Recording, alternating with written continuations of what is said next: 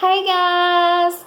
I wanted to get on here tonight to talk to you about Connor's newest diagnosis. Most of you who know us personally know that his hair started falling out. It's like a spot back here in the back. It was real small at first. Actually, it was one of those things where I was like, is his hair falling out? I wasn't really sure. And I was just watching it, and I'm like, Jeremy, you think his hair's falling out? And he's like, yeah, it looks like maybe it is. And then within like 3 days, it was like at least this big. And it was totally like people at school were reaching out to me, like his therapist, what's going on with his hair. Like everyone knew it was definitely a bald spot. And then after that, another little spot to the side came. It's not as big as the first spot, but it's another little spot over here. And the back started thinning. So I took him to the pediatrician, and they thought it was his thyroid. Now, let me say that I did not feel like it was his thyroid, but blood work is I'm always up to do blood work, even though it is horrendous with Connor, but I always want to do blood work because I'm a paranoid mom, and I want to know everything. And so they wanted to check his thyroid, and the doctor said, that could be why he's so small. He's only in the 5th percentile, and that is on a Down syndrome chart. Do you see that gnat flying by? Isn't that ridiculous? I apologize, y'all. That's on a Down syndrome chart. It's not like we're putting him up against his typical peers. That's a Down syndrome chart. He's in the 5th percentile, so he's he's just tiny. It's just how he is. But anyway, so failure to thrive, he has been diagnosed with that. I'm sure I've talked about that. So anyway, they thought it was his thyroid, and she said that would explain his weight and things. And this is where I didn't think it was his thyroid, and this is why. We had his thyroid checked last summer when he went and had his kindergarten shots and his well visit. We did blood work. We did a full workup. I wanted everything checked, and they did. And his thyroid was functioning fine. We really thought it was his thyroid then. Hey, this is going to be the answer to it. We're going to get on medication to help it to function correctly, and he's going to start gaining weight, and he's going to be doing good, and he's going to be healthier than ever. And then we found out it was not his thyroid. His thyroid was functioning fine. He's just, I don't know, he's just small. He eats like a maniac. If you have never came over or went out with us and ate, you're missing out on like a show, because it is crazy how much that tiny boy can eat. But anyway, backtrack to now. They think it's his thyroid. And my mother's intuition kept saying it's not his thyroid. And the reason I thought it wasn't his thyroid was because, we checked it a year ago. And his doctor said, well, it could have quit working between now and then. And I totally agree. We had his thyroid check last July. It could have quit working in August. It could have quit working the day after. I totally get that, and I'm not discounting that.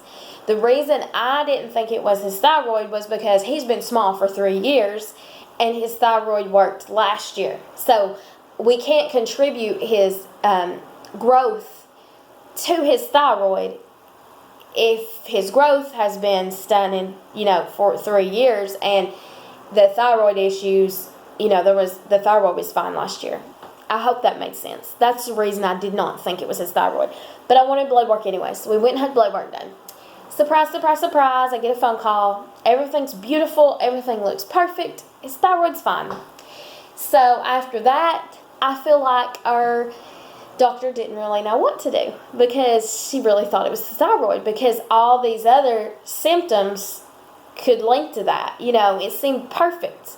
Not perfect, but you know what I mean. And she had told me in office too, the only good thing about it being his thyroid is it's easily treated with medication, and we know that we can give him medication for his thyroid, and that his hair will grow back if it's his thyroid, which it was not. So we go to the doctor, or we get referred to a dermatologist. We go to the dermatologist, and it turns out it's alopecia. I'm probably saying that completely wrong. I apologize. And what that is it's like an immune deficiency, and what happens is your immune system starts attacking your hair follicles. Like all of a sudden it thinks your hair follicles are the enemy, like it thinks there's something bad, and it starts attacking them, and your hair starts falling out. It normally starts in spots, it's real patchy, which is how his is, and then it could be everything. It could grow back, you don't know what it's going to do. So Yeah,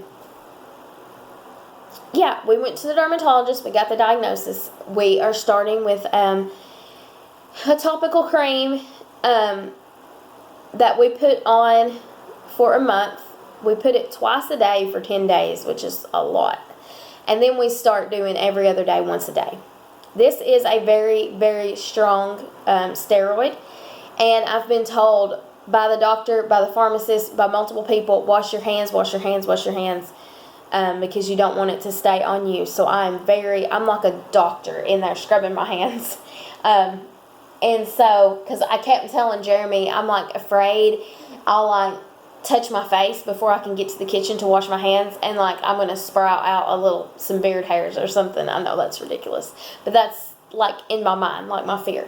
And so, we don't know that this will work. We're hopeful. We go back in a month. If this does not work, the next step would be the shots into his scalp. It's a strong steroid, and they put it into his... Sorry, I cannot talk. They put it into his scalp. Jeremy and I have already talked about this, and we will not do shots into his scalp. It's not going to happen. Me and Jeremy talked a long time ago about cosmetic things. Alopecia is not like... I don't want to say it's not something medical, because it is kind of, but it ain't kind of. It's not anything that's hurting him. It's not anything that's, his hair will fall out, but it's not anything hurting him. It doesn't hurt, and if left untreated, the worst thing that's going to happen is you're going to lose all your hair. It's okay. So, me and Jeremy talked a long time ago about how we would never do anything to him solely for cosmetic reasons. And the reason being is he's young, he doesn't understand, and he goes through enough anyway medically. And so we would never do anything to him for cosmetic reasons. And so, because we even had a doctor one time, I don't remember the medical name. I'm horrible, I really am. His chest caves in. He was born that way. We had a doctor one time. Let me backtrack. It can start pushing on their lungs and cause breathing issues, and you have to have it fixed. Connor's does not. Connor's is strictly cosmetic. We had a doctor one time explain to us how to fix it, which what they do is they would go in, they would break everything in here, and they would put in a metal rod. Talk about scary. But anyway, and we told the doctor then, anything cosmetic we will never do. It will not get done, because he has so many surgeries and so many things done medically. We would never do anything cosmetic. And that is how we feel about the shots in the scalp. It's just hair. And I say that, it's going to make me cry. I'm sorry. I say that, and I'm really sad. It is just hair. It's totally just hair. But what a lot of people may not realize is the first picture we got of Connor, one of the first things I said to Jeremy was, look at his black hair. And straight as a board, jet black. And it was just one of the first things I fell in love with. And it would be fine if he didn't have any hair. If all his hair falls out, it's fine. And I'm not saying that's going to happen. That may not happen. It may be patchy. It may just grow back in. It may always just be patchy. It may be fine, or it may all fall out. But it is just hair. But it's my son's hair. And it's the first thing I fell in love with. And it's him. There he is with that crazy jet black hair that's normally spiking all over the place. I can't get it to lay down. If it's short, it's spiking everywhere. If it's long, it's spiking everywhere. And it's just, it would be an adjustment. It would still be Connor, of course. It's still him. He just don't have hair, but it would just be such an adjustment.